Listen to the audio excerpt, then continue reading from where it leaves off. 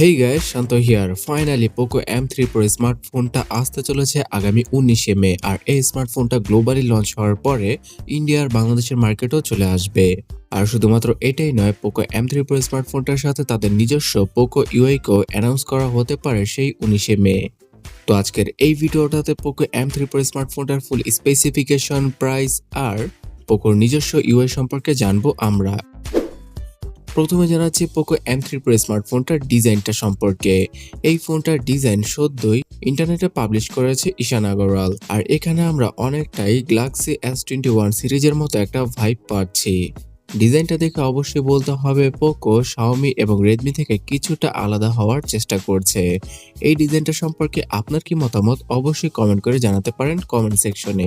আর শুধুমাত্র এই নতুন ডিজাইনই নয়, 5G প্রসেসরের সাথে আসবে পোকো M3 Pro স্মার্টফোনটা, অর্থাৎ এখানে মিডিয়াটেকের ডাইমেনসিটি 700 প্রসেসরকে ইউজ করতে পারে পোকো। আর এই 5G প্রসেসরটা সবচেয়ে কম বাজেটের মধ্যে সবচেয়ে ভালো পারফরমেন্স ডেলিভার করতে পারবে, কারণ এখানে শুধুমাত্র 7 ন্যানোমিটার আর্কিটেকচারে তৈরি করা হয়েছে ডাইমেনসিটি 700 5G প্রসেসরটাকে। আর এই চিপসেট অথবা এসওসিটা মোটামুটি ভালোই হবে গেমিং এর জন্য।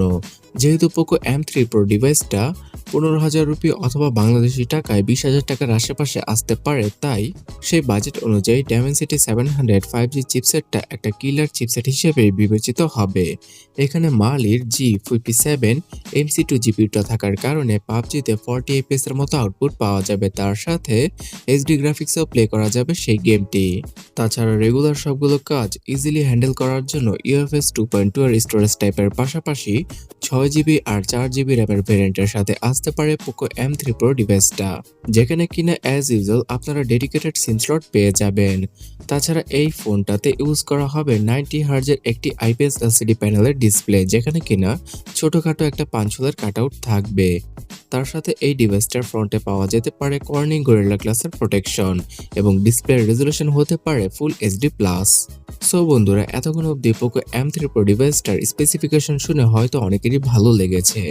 তো এখন যেই নিউজটা দিব সেটা শোনার পরে আপনাদের আনন্দটা আরো দ্বিগুণ হতে পারে, কারণ মি ইউআই কে সাইডে ফেলে পোকো তাদের নিজস্ব ইউআই এর সাথে আগামীতে ফোনগুলো নিয়ে আসতে পারে। আর এই পোকো ইউআইটা অনেকটাই লাইটার হবে মি ইউআই এর তুলনায়। বর্তমানে পোকোর যেসব স্মার্টফোন আমরা দেখতে পাই মার্কেটে, সবগুলো স্মার্টফোনে মি ইউআই এর সাথে আসে। শুধুমাত্র পোকোর লঞ্চারটাকে ইউজ করা হয় মি ইউআই এর উপরে, ব্যাস হয়ে গেল পোকোর জন্য মি ইউআই। কিন্তু বর্তমানে পোকো কাস্টমারদের থেকে অনেক বেশি ফিডব্যাক পেয়েছে এই ডিসগাস্টিং মি ইউআই নিয়ে। তো এই জন্যই তারা পোকো ইউআই নামে নতুন একটা ইউআইকে লঞ্চ করতে পারে আগামী 19শে মে। তবে এটা শিওর না যে আগামী 19শে মে থেকে পোকোর সবগুলো ডিভাইসে এই ইউআইটা চলে আসবে।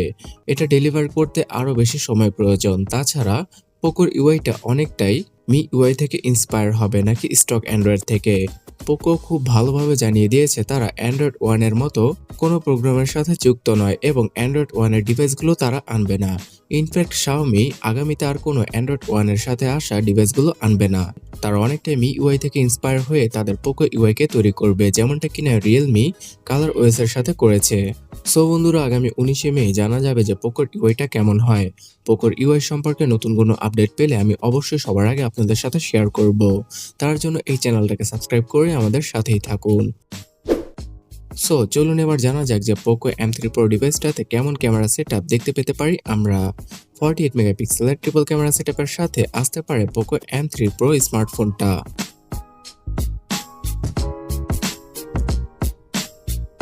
তাছাড়া ফ্রন্টে পাওয়া যেতে পারে 8 অথবা 16 মেগাপিক্সেলের ডিসেন্ট কোয়ালিটির সেলফি ক্যামেরা। ব্যাটারি সেকশনে পোকো এখানে ইউজ করবে অন্য 10টা স্মার্টফোনের মতোই 5000 mAh এর ব্যাটারি, তার সাথে 18 ওয়াটের চার্জিং স্পিডটা পাওয়া যাবে এই ফোনটাকে চার্জ করার ক্ষেত্রে। তাছাড়া IPS LCD প্যানেলের ডিসপ্লে হওয়ায় side mounted fingerprint scanner, software base face unlock আর সব ধরনের প্রয়োজনীয় সেন্সরই থাকবে পোকো M3 Pro ডিভাইসটাতে। আর এই ডিভাইসটার নাম রাখা হতে পারে পোকো M3 Pro 5G, যেহেতু এখানে 5G কানেক্টিভিটি অথবা টেকনোলজি ইউজ করা হবে। Alright viewers, Poco M3 Pro 5G স্মার্টফোনটার প্রাইসিংটা আমি ভিডিওর মাঝখানেই বলে দিয়েছি। তো আশা করা যায় যে ইন্ডিয়ান মার্কেটে আগামী জুন মাসে আসতে পারে এই ফোনটা, কারণ বর্তমানে ইন্ডিয়াতে কোভিডের কারণে সবগুলো লঞ্চ ইভেন্টই একদম স্থগিত করেছে কোম্পানিগুলো। আর বাংলাদেশের মার্কেটও জুন থেকে জুলাই মাসের মধ্যে আসতে পারে পোকো M3 Pro ডিভাইসটা।